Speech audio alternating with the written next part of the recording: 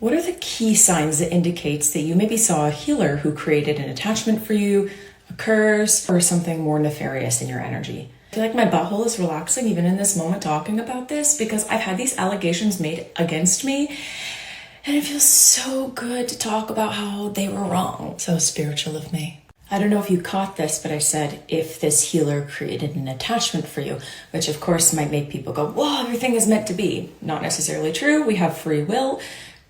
Topic for another day. However, I do believe that, of course, you consented to that session, that retreat, that medicine journey. You consented by resonating and investing. So that's as far as like personal accountability and responsibility goes. However, I do believe that it is the healer's responsibility, majority of responsibility, to ensure that what they are doing is accurate, safe, benevolent, and on the right side of humanity's evolution. So I want to talk about the difference between growth and evil. So this is post-session with this healer.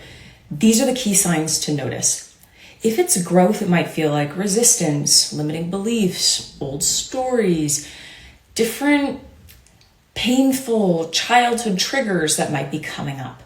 That's growth. There's still an upward trajectory, but it just feels a bit resistant. Whereas if it's evil, there will be sudden or significant declines, amplifying paranoia, amplifying the feeling of being watched, amplifying a significant decrease, usually connected to your mission. So your inspiration, so your finances, so your creativity, so your third eye, your connection to the divine, and significantly.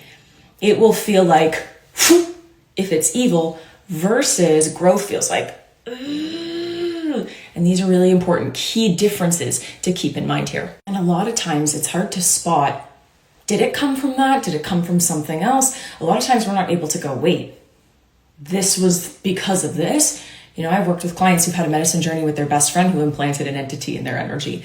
I've worked on people who went on spiritual retreats in Egypt with what they thought were really advanced starseeds who implanted an entity in their energy. I've worked on people who went to Reiki attunements in group spaces and walked out with an energy attachment, but they didn't know.